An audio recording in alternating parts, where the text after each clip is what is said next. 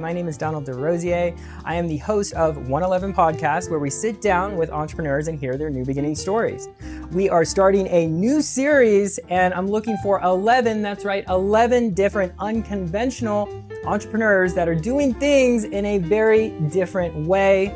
And I want to really strip down and embrace that authenticity that is in you. If you are doing entrepreneurship in an unconventional way, I want to hear from you, and I'm only looking for 11 of you.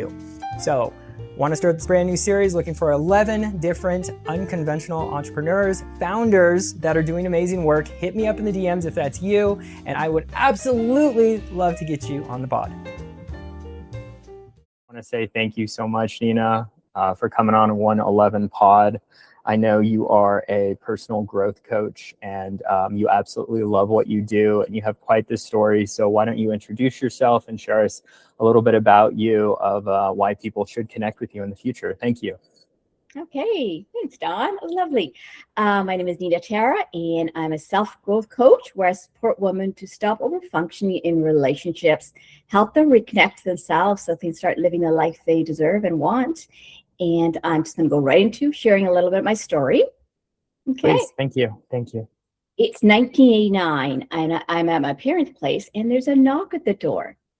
My father opens up the door with a big smile on his face as the boy and his family walk into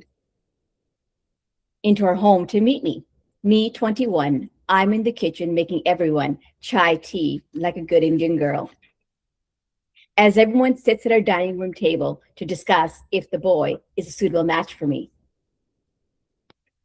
He had been scouted from a family member, and my father was eager to give me away. I sat there across the table making small talk with a complete stranger that I should consider marrying. I don't remember much of the day, but that was the start of the process of my arranged marriage. Fast forward 6 months later, we got married. Within 5 years, we have kids. And this is when my symptoms of depression, anxiety, stomach issues, and exhaustion began to be my new normal. I remember being at home for an entire year, having to drag myself out of bed to bring my children to school, come back home after forcing myself to try to eat something, and then back to bed until it was time for me to pick them back up. I was off for work over a year because my body was shutting down and I had no capacity. My husband would look at me, Nina, it's all in your head, and said, pull yourself together. I started going to a naturopath, doing coaching and everything I could to feel better, as I didn't know what was wrong with me. After a year or so, I started to feel better, assert my boundaries in my relationship with my husband. And I started working out more, having new hobbies, and I could tell he didn't like the changes I was making. And after a while, we stopped sleeping in the same bed. I married the wrong man, and I didn't want to be married anymore. Now, as I look back, my symptoms from overfunctioning, people-pleasing, and putting myself last, I had little to no connection with who I really was or what I wanted until I did the inner work that changed everything. And now today, I help women stop overfunctioning in their relationships and reconnect to themselves so they can start living life on their terms. Awesome. I absolutely love that, Nina. Thank you so much for the introduction. I'd love to go back to your depression, your anxiety, and I'm a big believer in doing what you love to do. And I'm curious, like, were you able to find yourself, like, I know it's so hard to become aware, especially of like, where is this depression coming from? Where is this anxiety? So how long did it take you to rediscover yourself? And what did that take from you to actually move in that direction back in that time when you were first like getting through that or struggling with that depression initially? I'd love to hear more about that. So really, I had symptoms. I had a lot of symptoms, anxiety, depression, stomach issues, which is later diagnosed as irritable bowel syndrome. I had insomnia for 20 years. I think it was, and I was searching for help in books, seminars, workshops, going to one modality to the other. And nothing was really working. So it wasn't until 2006 where, I really hit rock bottom and I was willing to try anything. There's a saying, when the student's ready, the teacher appears. So I had a friend who connected with me to somebody. She goes, no, she deals with women's health. She was a health practitioner. And why don't you go see her? So I remember it was July of 2006. I went to see her. And I don't know what happened. I guess she just, she took a history of me, and I guess whatever she did, or she could see my story and connect to it and said, yeah, I can help you and support you, but it's going to be a long journey. You will become symptom free. You will live the life you want and deserve. Your children will become like you, and you'll find your soul purpose. And at the time, I was more just wanting to feel better, right? So the journey continued. 2006, so slowly I saw patches of healing, the ebbs and flows. I would feel better, and then I would crash. I would feel and crash. So for me, I would say that awareness came through when someone reflected things to me through their work, the modality, of what was, and once those things started coming up, and what was difficult about my journey was I had to go do the work. She would share things with me or say just maybe a line. I mean, I still remember that. I don't think I'm going to be this cruel to my clients.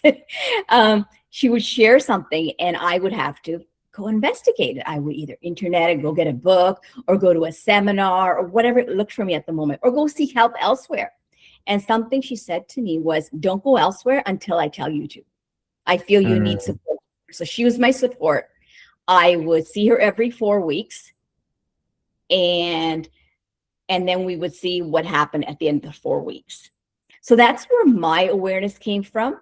And then I just started doing the work, and one thing unfolded, the next would unfold. And it's interesting, even though after becoming connected mind, body, and soul in 2000, I would say, I remember because I went through a connection which helped my anxiety attachment come out, which was, I remember, October 2025, exactly. I still remember it. That's when I really saw, oh my God, all the work I had done come together. And I'm still doing it. Things are still coming out. Something comes last night after my father's passing. But you're able to have that space and containment to deal with it in a way that you're not overwhelmed. It sounds like it takes time. It takes time to heal. It takes time to build yourself back up. It takes time to do the work. And when you're talking about doing the work, could you give us a few examples, just ways that you helped yourself do the work? Is this through certain books that you read, certain connections that you made with other people, or just being by yourself and just meditating, or going to silent retreats? When you say doing the work, could you share a little more about that? Okay. So doing the work for me was when before I went to see this woman that helped me bring out more, I had already done some personal development book, I was reading, I was going to seminars, which was just keeping me in circles because I wasn't really embodying it or really feeling it in my body. So with her work, she would want me to, of course, talk therapy, connect the dots, which was very hard for me because all the stuff was so in my subconscious programming as a child. And then it was carried on to adults. So I never really learned to feel and process that and understand my core programming. So basically, I did it through a lot of mirror work. I also did it through journalizing. I also did it going through workshops. And something I want to say about meditation. Meditation, again, this is what didn't work with me, without judgment. It's not for everyone. And I know when I was going through my journey, people would say, oh, go do meditation, go do meditation.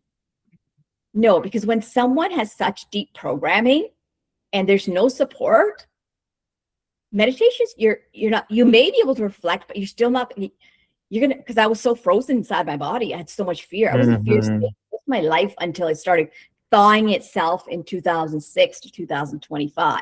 So yeah, I used journalizing, I used mirroring, I used workshops. I wouldn't say retreats, but also I'll use sitting with my emotions. Now that didn't come to me, I would say, and I got to be so honest here. Even though I had done this sitting with my emotions, I read about it, I talked about it, everything. It didn't come to me since October 2025. When that anxious attachment came, I was like, wow. And I started doing more, even though I had done so much work. I was like I really started pulling back, I was like, no, why am I doing this? Why am I doing this push and pull? And I started doing more. And I'm like, okay, that's sitting. Okay, Nina, you're going to challenge yourself. You're going to sit with this. You know the work you've done. Now you're going to journalize even more. And I got to say, I hated journalizing. And now I would say I'm the journalizing queen. I journalize everything. And those helped me go deeper into my programming, emotions. And in terms of sitting with your emotions, that's deep, because you're going to have to sit instead of before you would have distractions. And what I mean distractions is you're texting a friend, or you're going to go shopping. Shopping was big for me, spending money, or you go to one practice to another because you want a quick fix, and nothing's a quick fix. It's time. Okay. And in terms of retreats, I went to certain workshops. As things came up, I would do energy work. So because we are all energy, right? So I did Reiki, I did hypnosis. I do. Those are two. Reiki was very powerful for me, right? Like now when I do a Reiki session, it's very relaxing, right? But when I did Reiki back then, it would bring up things energetically. I would feel sick because we're energy. So I was already doing the energy work. So things were coming up, right? And in terms of retreats or like I didn't do any silent retreats, but I did go to a very powerful retreat in July of 2016.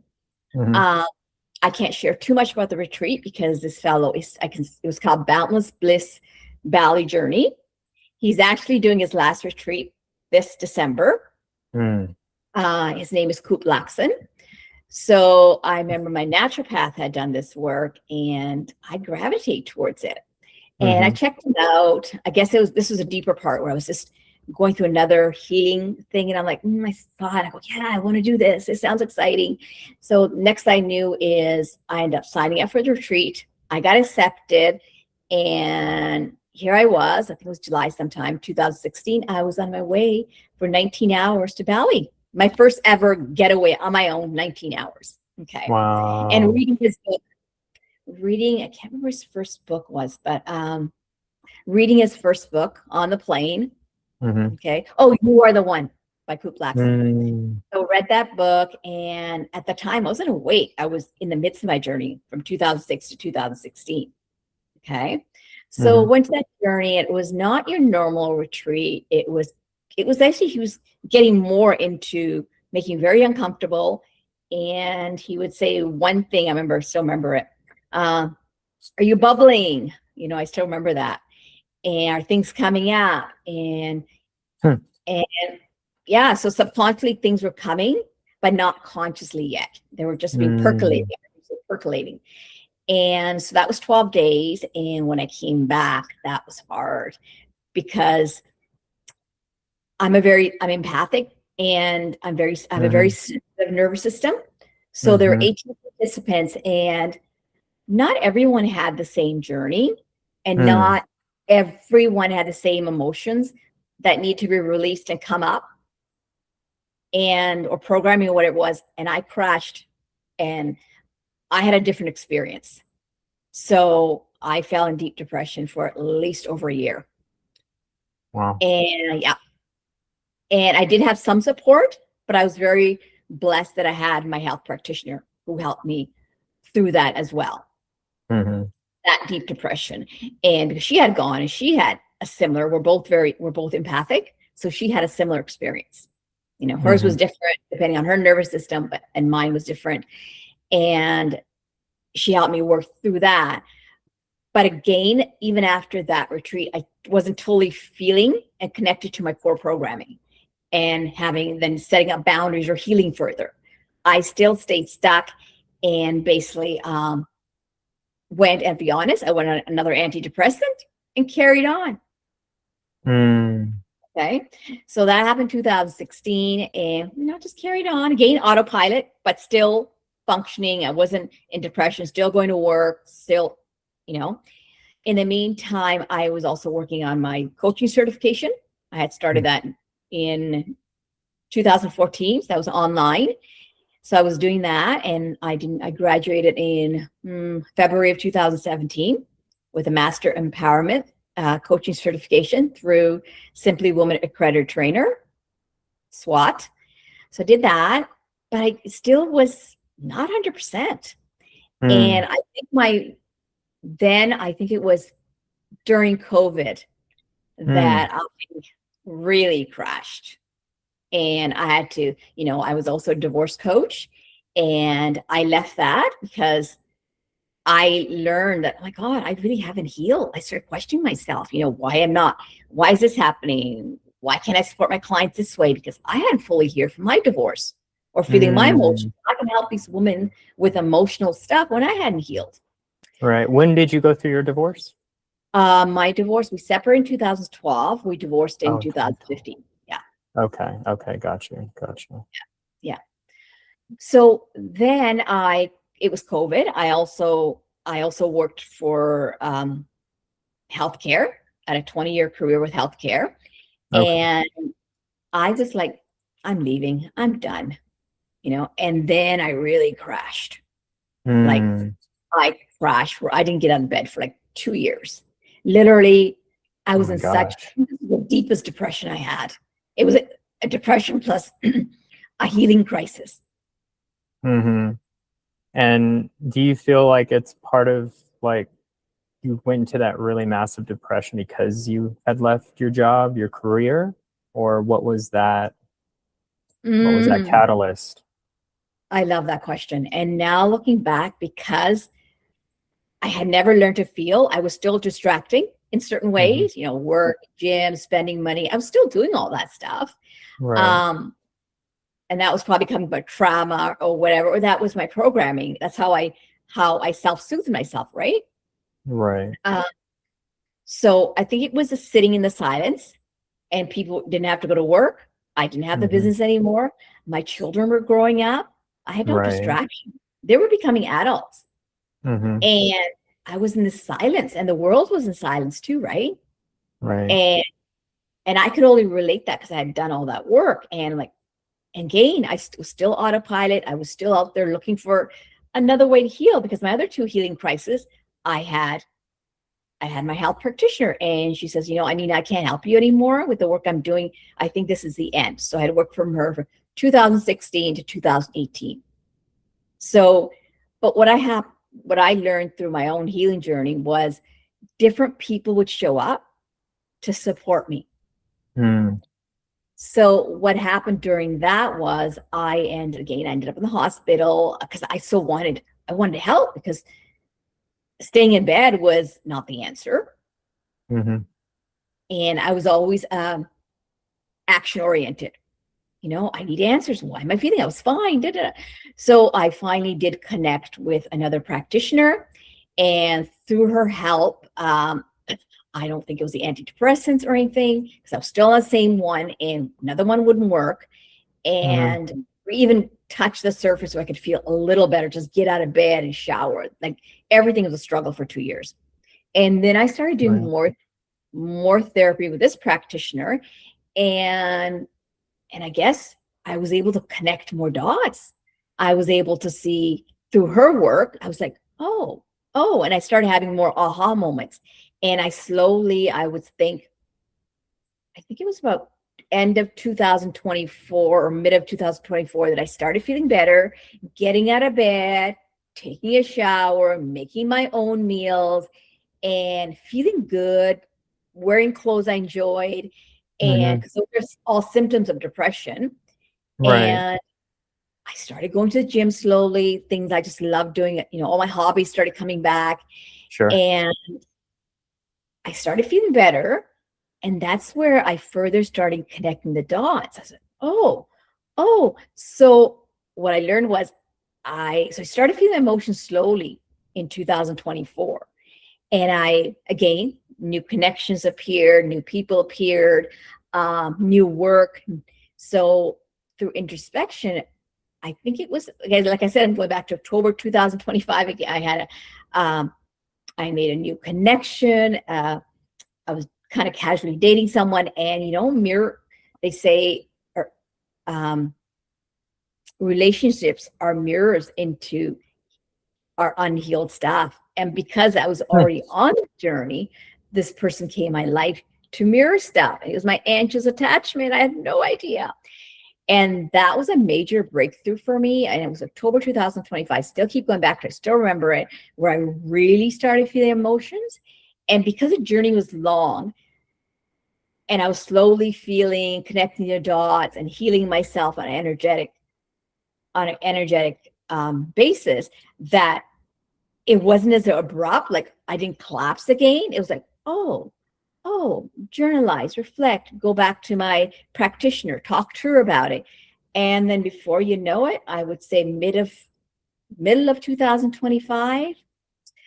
Yeah. And even so to about beginning of 2026, everything came together. And that calling, that deeper calling of want to finding, okay, the soul purpose came through even more and more. And that's where I connected with my business coach, who's supporting me now in launching my business as a personal self-growth coach and supporting women.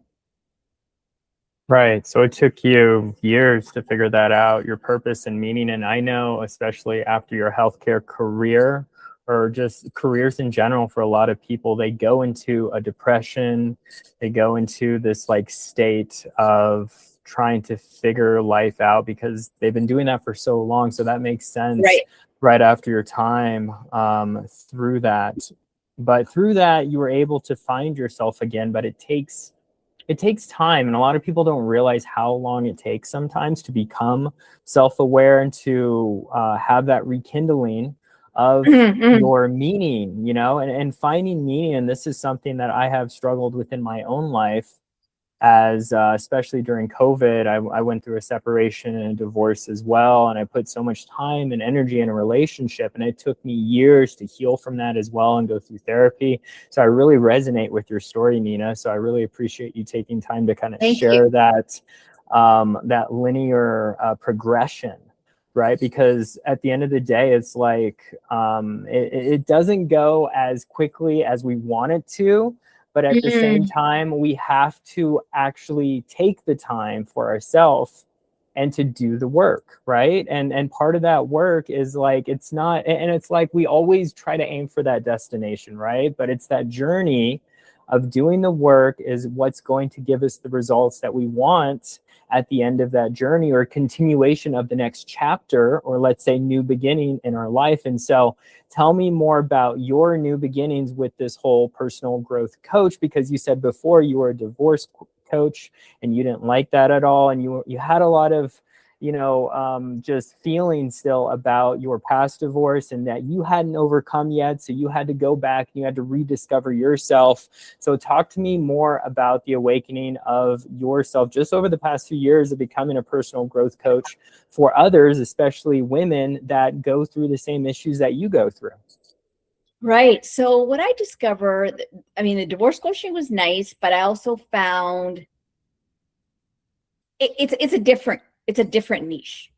And I find with my new niche now as a self-growth coach, it still goes into helping women process their emotions and feeling them, because raising that awareness, because I had no awareness. Then going into their core programming, looking underneath the patterns, where did it all come from?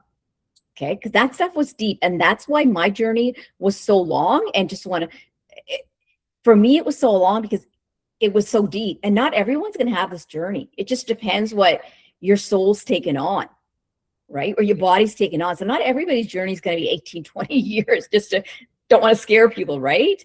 And then after learning my core programming and patterns and shifting that, was I able to create effective and healthy boundaries. So those are 3 pillars I support women with: process their emotions, feeling them, then going into the core programming, where did it all come from, and then helping to create effective boundaries.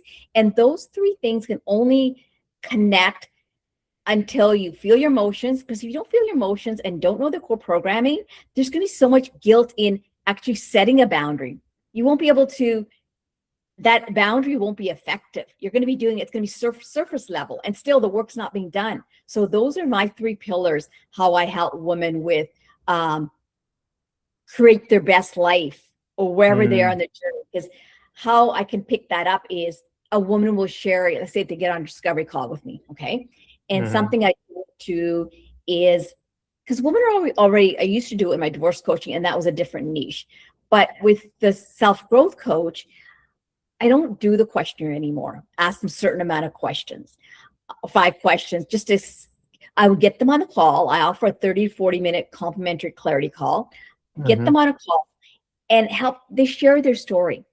And through their story, I'm able to pick up things.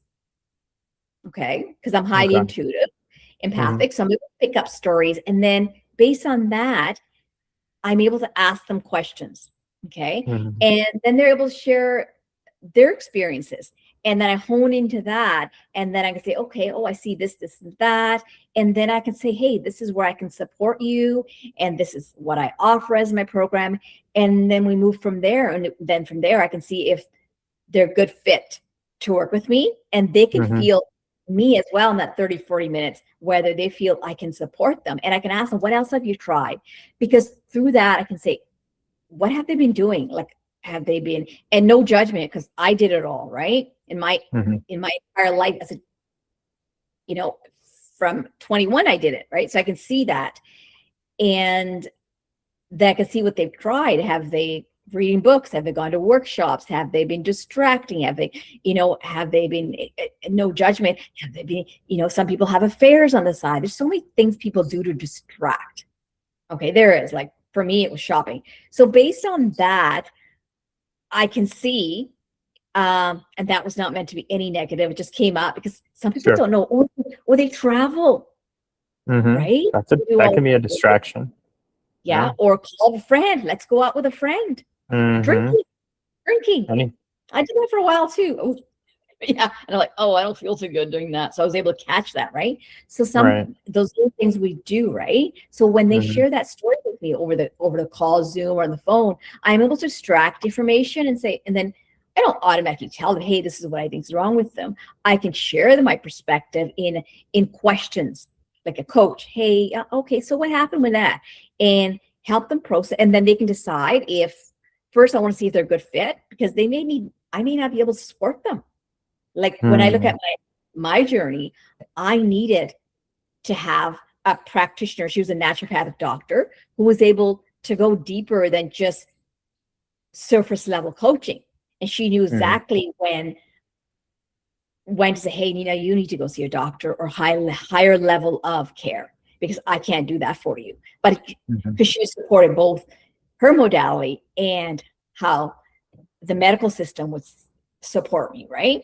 So yeah, so the huge thing is for me is seeing, can I support this client? Because I something I learned from my own coaching is I'm not, just to say it, I'm not a fluffy coach. I'm not going to tell you things just so you work with me. I may say, okay, I don't think you're a good fit for me, but I could recommend someone and you can see.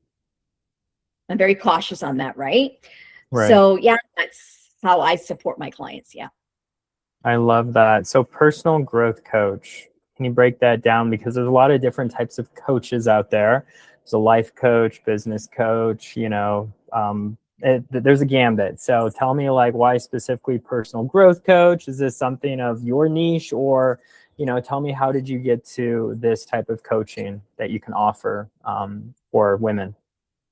So when I started doing more work on myself and started really going into being a divorce coach, did that. And then I started working with, you know, you have one coach, but then you sometimes need more coaching, right? And the journey never ends, right? The deeper you go, the whole, it just keeps coming up. So then I attracted my business coach in January of 2026, and working with her and her percent and going deeper with myself, I thought, oh, this is really good.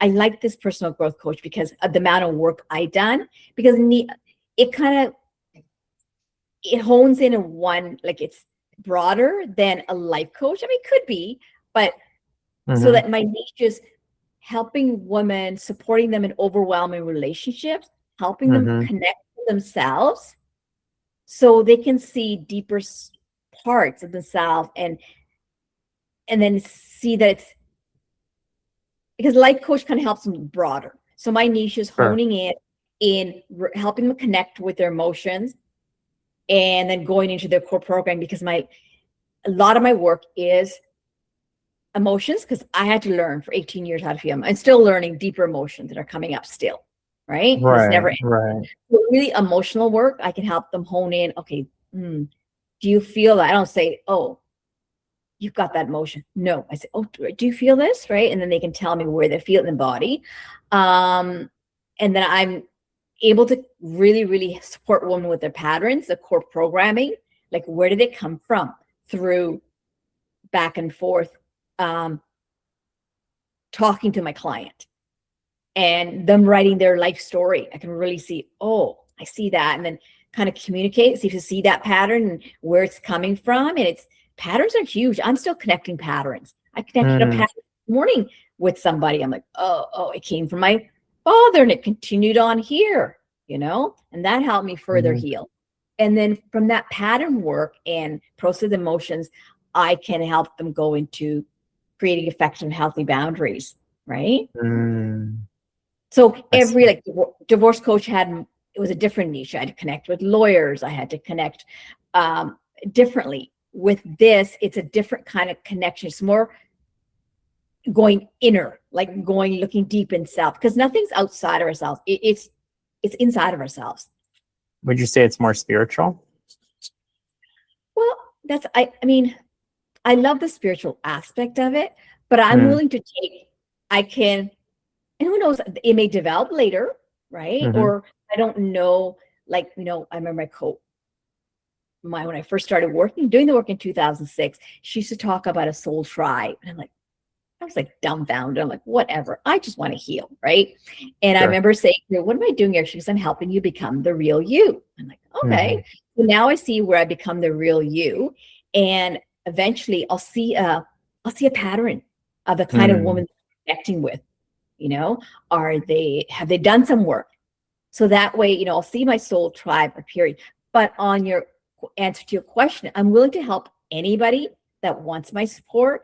And if they want to go deeper, once they've healed, want to go deeper into the spirituality part of it, I can do that as far as I've gone, right? Because that was also my work that I did was very spiritual. But being spiritual connected, and this is interesting because we think when someone's spiritually connecting, all they do is meditate, and they I thought that all they do is sit there and meditate and go connect with boring people. No. You still can live a normal life, you pursue your hobbies, you still collect, but you hone in on, because you have more boundaries, you know yourself better, you kind of connect with people that resonate with you more. Like I can't connect with the way me and you have connected, right? We can have this conversation. So I can go deeper into the spirituality part as well. And I love that. I love all that stuff. Yeah. You strike me as a person that does love it. So that's why I asked you the question, because, when you say you go deeper with your clients, I'm like, well, eventually you're going to get to that spiritual aspect in someone's life, and that they're going to rediscover who they are, and you're just going to build on it from there. So I think having that time and that space to allow them to do that, that's powerful. That's really something worth celebrating, and also just worth bringing up too. So that's why I asked on that. So share me a little bit. Yeah, of course. Share me a little more about, you just recently discovered yourself as a personal growth coach, not even a year ago, you said, right? Or it's been a few years. So how are you? About a year, a little over a year. So share with me a little bit about this transformation? How are you promoting it? How are you sharing it with others? Like, because this is your business. Well, you are your business, right? So it's like, how are you, advertising it essentially? Okay. So I'm advertising. You'll see my posts. I'm just starting, I have a booking link, which I can share in this podcast with you. Of course. And where clients that are feeling, they feel like, yeah, this resonates with me. I like to explore more. So I offer a 45-minute clarity sessions, complimentary, and we can dive deep and see if we're a good fit to work together. You can find me on Facebook under Nina Thiara, Instagram under Nina Thiara. I'm just getting my channels all ready for that. And also you can find me. I also have a meetup. It's called Becoming You, and it's on the meetup site, which is in the States and in Canada. And I do that every Wednesday at 7 p.m. Pacific Standard Time. So you can register. Is this like a networking event? So it's a meetup, and there's no charge for it. It's complimentary. You can join it, and I go into the story, and the woman can share what they're going through, and I can support them, help them see their blind spots, their programming, and where they're lacking, where they're over functioning, and needing that support. I love that. So you support local women, but you also you're starting your social media. So who's your specific target audience?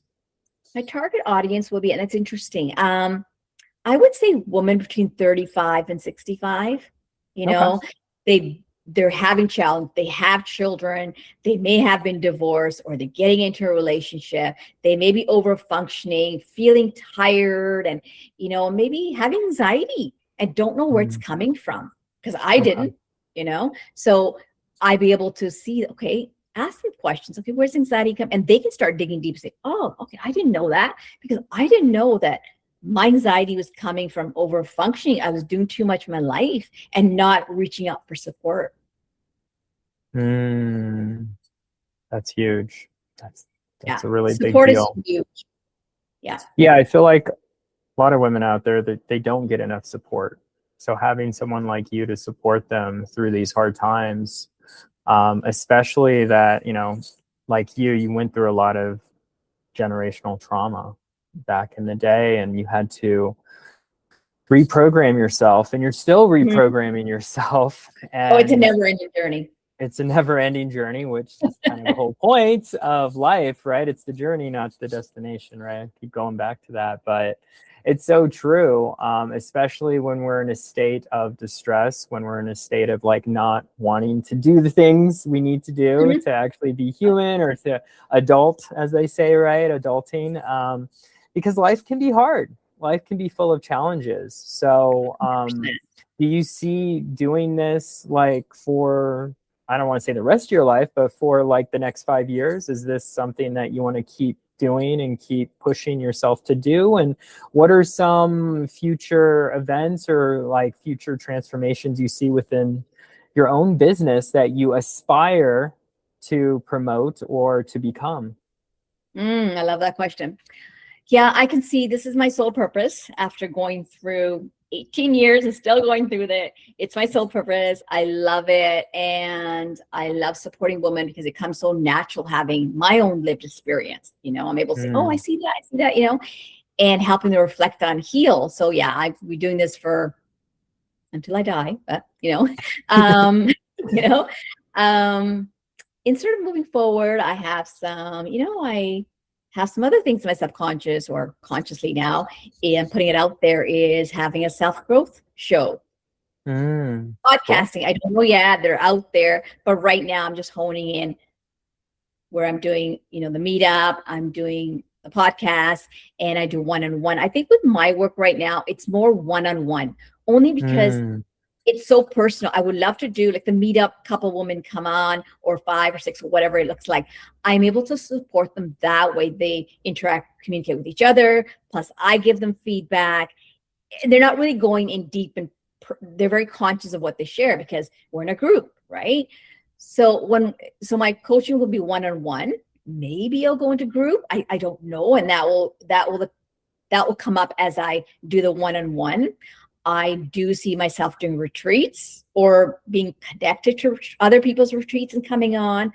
I do see myself talking on stage, because that will be where I would get out there with my work. Like, this is part of it, but getting on doing talks. So I'm working towards that. And the rest, I think, you let the universe kind of show you the way, because it does. It does. Oh, for sure. Yeah, definitely.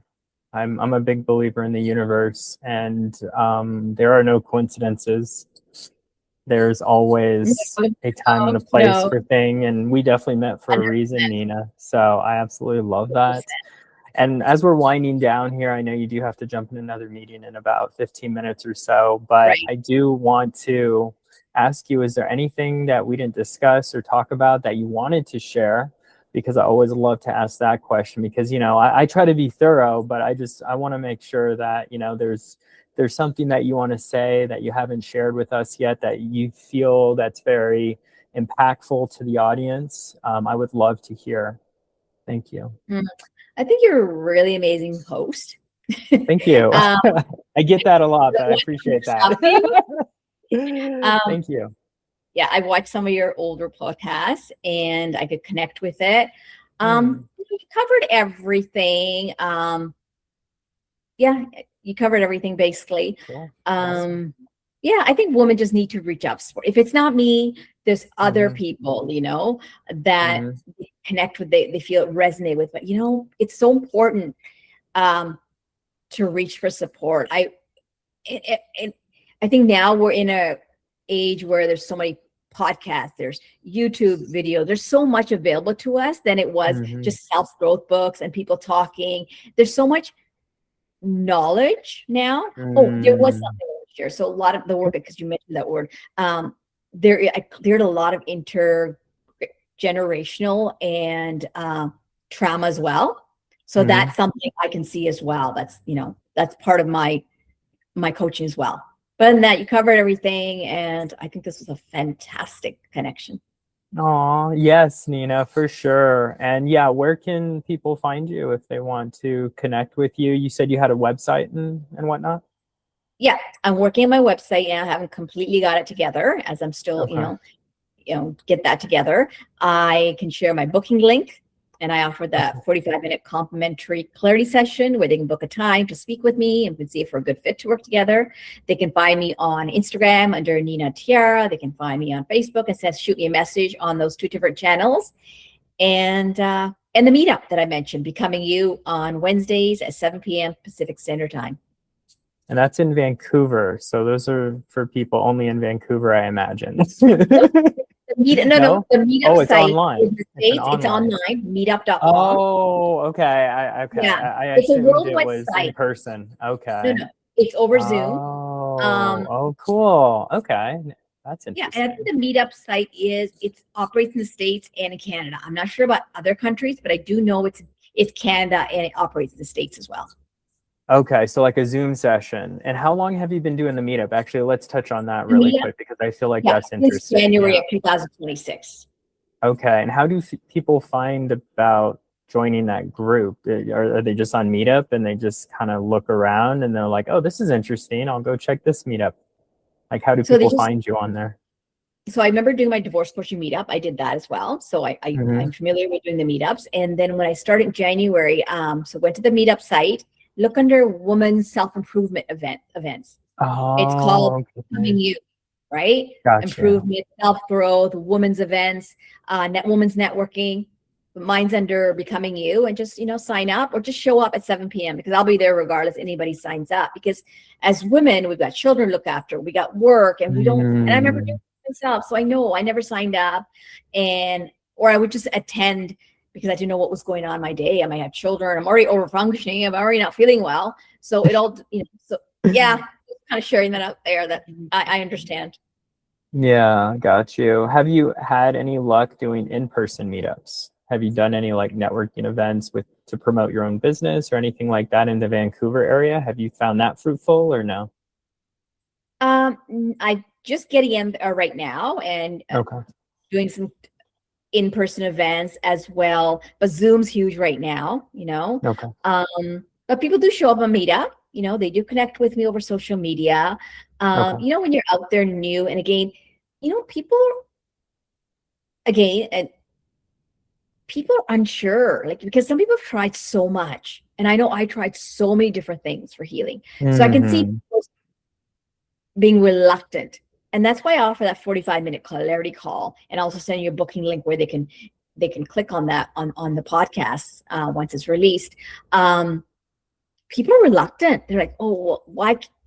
And again, people are going to resonate with me. And I would say this: people are going to resonate with me or any other coach based on their level of consciousness and their nervous system, and where they're at in their journeys. Like, oh, I can relate to that. Oh, I went through that. So I may not be the perfect coach for them. Maybe they'll connect with someone else. I don't know. But my message I can share out there and say, oh, I do this. And that itself raises flags in their head. Oh, I remember that woman sharing that. Maybe I'll go to her. Or maybe, oh, that coach is good. I resonate with her. Since Nina said get support, I'll go there. You don't know how it's going to come for them. Last question. And I want to, this is so interesting about these meetups. So do you feel like in person is better or online is better to meet people? So it's interesting. Our world has changed so much after COVID. And I mean, this could go on for a couple of hours. I could share some of the bad experience I've had when I was doing divorce coaching. I can, again, I am completely not into man bashing at all, because I have 2 boys myself, adult boys. So yeah, I'm doing divorce coaching, and in person, instead of the person showing up, he's going to bring someone with him, a friend or whatever it was. Instead, he shows up himself, so you can kind of connect the dots there. What happened? So I'm open to doing, again, we would do a Zoom first, and if they want to do in person, I'm open to it, right? But I think online has become the way of doing it. And I'm open to that. But in person, I'm comfortable both. I'm comfortable both. I really don't have a problem with either one of them. Cool. Awesome. Well, thank you so much again, Nina. You're awesome. Really appreciate you coming on 111 Pod. And yeah, you enjoy the rest of your day. Make sure that you, of course, take some time for yourself and self-reflect, as you always do, it sounds like. So, and I love that you're becoming aware and you've shown your true self, and you want to share that with others who maybe are not there yet with their awareness. So helping women specifically go through either generational trauma or actually become the better version of themselves that they've always wanted to become. Yes, we definitely need you. We need that extra support. So I think what you're doing is definitely on track. And as long as you continue to find that spark of joy every single day when you show up, like, it's all about that energy alignment. So really appreciate your time, Nina. And I look forward to sharing this podcast in the next few weeks to everyone. So thank you again. For having me. Yeah, of course, Nina. And we'll chat soon. All right. Thank you. See you later. Bye-bye. Bye-bye.